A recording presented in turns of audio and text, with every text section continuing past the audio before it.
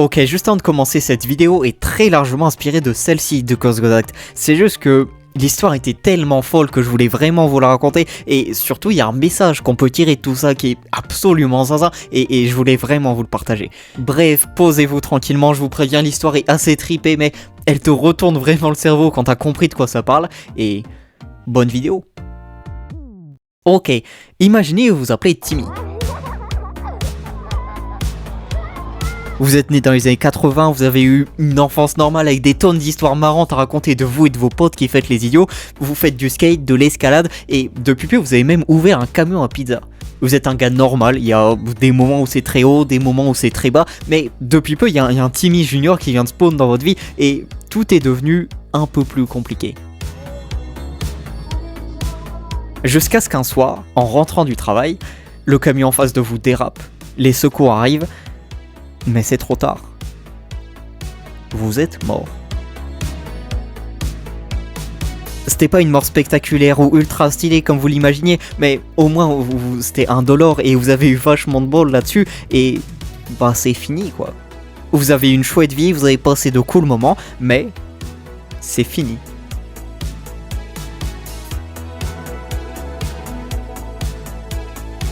Et maintenant il se passe quoi? Et bah, contre toute attente, vous vous réveillez et vous êtes un petit poussin tout mignon. Vous êtes dans une petite maison de poussin avec un petit canapé de poussin, une petite télé de poussin et vous êtes tout seul.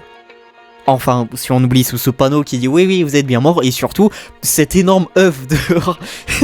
Je vous ai dit que c'était très trippé. Et vous savez pas pourquoi, mais votre seule et unique envie, c'est de faire éclore cet œuf. Genre, ça a l'air vachement important et ça tombe bien. Juste à côté, il y a un portail qui dit hop, pour faire éclore votre œuf, c'est par là. Parfait. Vous entrez dedans et vous oubliez tout. Vous oubliez Timmy, vous oubliez le skate et les pizzas, et vous naissez. Genre vous avez 0 ans du coup je suppose, vous êtes un gros bébé qui pue, et vous vous appelez Thorfinn.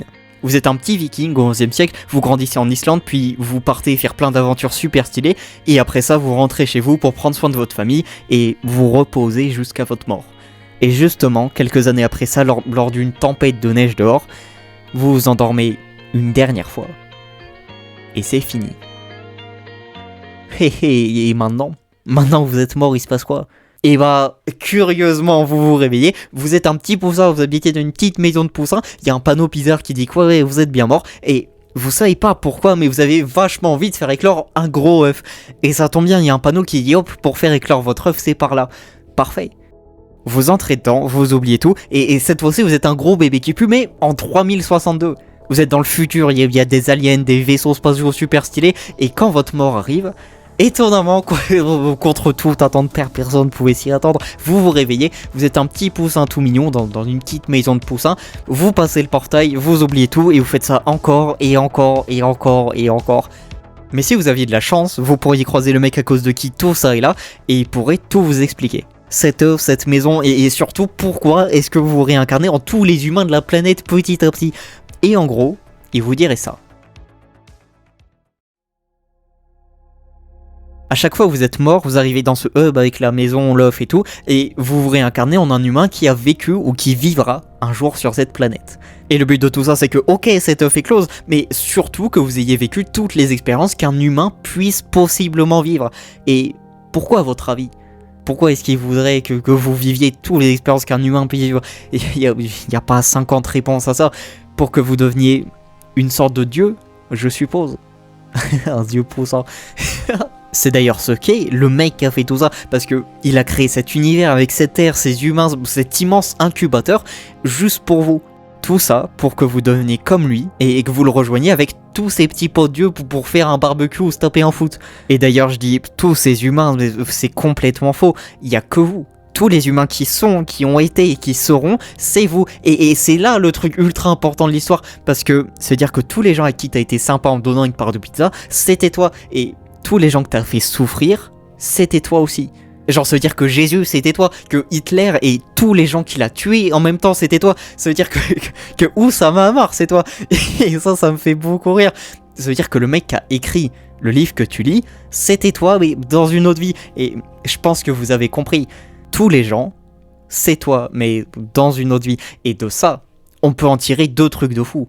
Le premier, ça veut dire que être sympa avec quelqu'un, genre Tom te dit yo mec t'aurais pas un skate à me prêter et tu lui prêtes ton skate, bah c'est être sympa avec toi-même. Et ok, ça marche dans ce paradigme-là parce que Tom c'est toi, mais ça marche aussi dans le monde dans lequel on vit. Parce que Tom va se dire waouh, ce mec est grave sympa en fait, il va peut-être en parler à ses potes au skatepark et tu vas gagner des points de réputation. Et quand t'auras besoin d'aide, genre je sais pas, t'as besoin de roller, bah Tom te dira tiens mec, je te les file. Parce que ce principe de réciprocité, t'as envie d'être sympa avec un mec qui t'a aidé.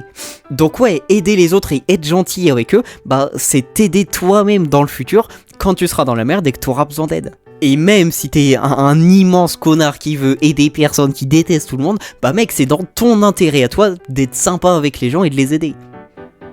Voilà, si je vous ai pas voilà, hein. Et le deuxième truc qui est à la fois ultra motivant et à la fois ultra badant, c'est que tout ce qu'un humain a fait, tu peux le faire toi-même. Ça veut dire quoi ça? Ça veut dire que tous les nazis qui ont tué des millions de juifs, c'était pas des monstres sanguinaires ultra méchants, c'était des humains comme vous et moi. Et si on nous plaçait exactement dans les mêmes situations qu'eux, bah on aurait agi comme eux. Et tu peux prendre cet exemple pour absolument tous les gens qui ont fait des trucs horribles, massacrer des populations entières. À la base, c'était des humains comme vous et moi, des gens normaux. C'était des boulangers, des agriculteurs, des ouvriers ou je sais pas. On les a juste placés dans des situations ultra précises qui font que bon, ok, on va aller massacrer ces mecs-là, ils ont pas été sympas avec nous. Ça n'excuse absolument pas, mais ça explique, tu vois. Dans le livre L'archipel du Goulag, qui est un immense classique, je vais pas faire le mec, je l'ai pas lu, mais Alexandre Solzhenitsyn dit un truc ultra vrai. La limite qui sépare le bien et le mal ne traverse ni les états, ni les classes, ni les partis, mais le cœur de chaque homme et de toute l'humanité.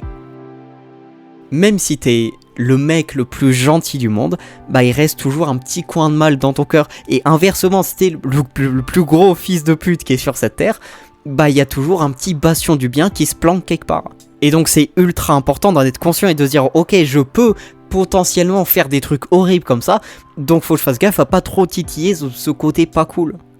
Tu vois. Mais on peut prendre ça d'une toute autre manière, parce que si tout ce qu'un humain a fait, je peux le faire moi aussi, mec, ça veut dire que je peux devenir astronaute, je peux devenir champion de boxe, je peux devenir, je sais pas, acteur.